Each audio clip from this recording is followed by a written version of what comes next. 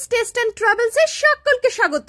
আজ চলে এসেছি শীতের ছোট আলুর দম রেসিপি নিয়ে। চলুন দেখে নেওয়া যাক রেসিপিটা। প্রেসারে ছোট আলুকে নুন দিয়ে সেদ্ধ করে নিয়েছি।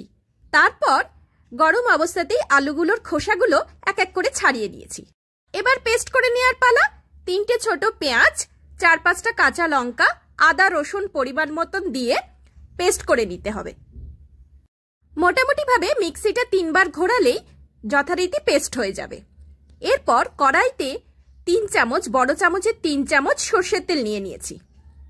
সর্ষের তেলটা গরম হয়ে গেলে তার মধ্যে সেদ্ধ করে রাখা আলু, যেগুলো আমি অলরেডি খোসা ছাড়িয়ে রেখেছি, সেগুলো এক এক করে ছেড়ে দেবো এবং আলুগুলো এপিট ওপিট করে ভালো করে ভেজে নেব। আলুগুলো ভাজা হয়েছে বুঝবেন কি করে? আলুগুলোর মধ্যে একটা অরেঞ্জ বা লালচে কালার চলে আসবে, তখনই বুঝতে পারবেন আলুগুলো ভালো করে ফ্রাই হয়ে গেছে। তখন ফ্রাই হয়ে যাওয়া আলুগুলো আমরা একটা আলাদা পাত্রে তুলে রাখবো।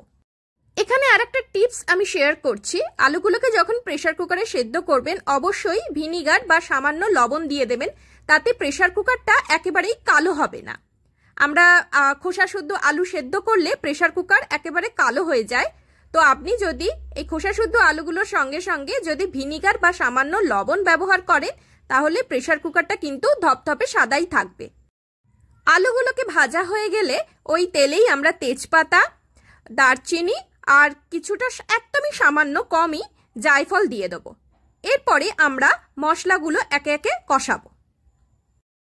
প্রথমে আমরা যে আদা রসুন লঙ্কা পেস্ট করে রেখেছিলাম মিক্সিতে আগেই, সেটা এই গরম হওয়া তেলের মধ্যে দিয়ে ভালো করে কষাতে থাকবো। আর আঁচটাকে একেবারেই কমিয়ে দেবো। আঁচ কিন্তু হাই ফ্লেমে রাখবেন না, তাহলে মশলা পুড়ে যেতে পারে।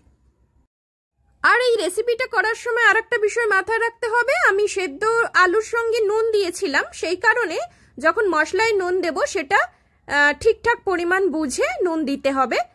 বেশি নুন দেওয়া যাবে না, তাহলে দুবার করে নুন পড়ায় আলুর দমটা খেতে খারাপ হয়ে যাবে, সেটা নজর রাখবেন।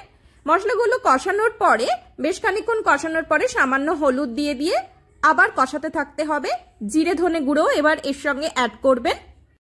মশলা কষাতে প্রায় 3 থেকে 4 মিনিট সময় লাগবে।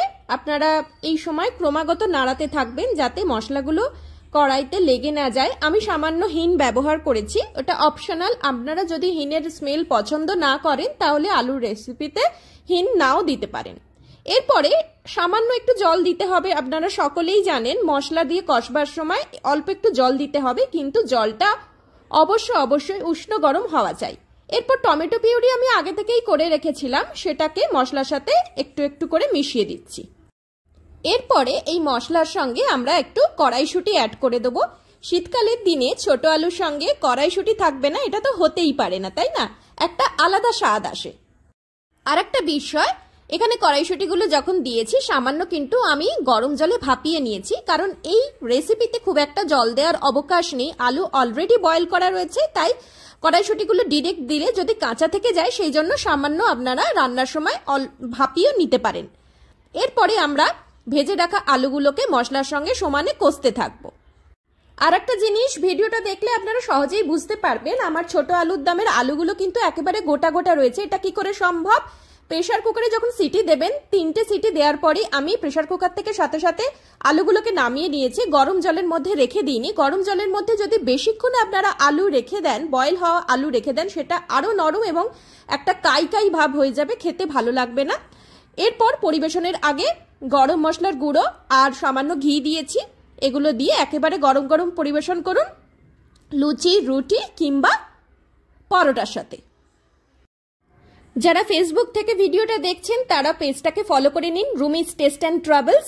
আর যারা ইউটিউব থেকে দেখছেন তারা অবশ্যই সাবস্ক্রাইব করে নিন আমার চ্যানেল রুমিস টেস্ট অ্যান্ড ট্রাভেলস। সাথে থাকুন, পাশে থাকুন, ভুরি ভোজ জারু রাখুন। আর অবশ্যই ভিডিওর কমেন্ট বক্সে লিখে জানান ভিডিওটা কেমন লাগলো। আমি নিত্য নতুন অনেক রেসিপি নিয়ে চলে আসছি আপনাদের সামনে। সবাই ভালো থাকুন, টেক কেয়ার।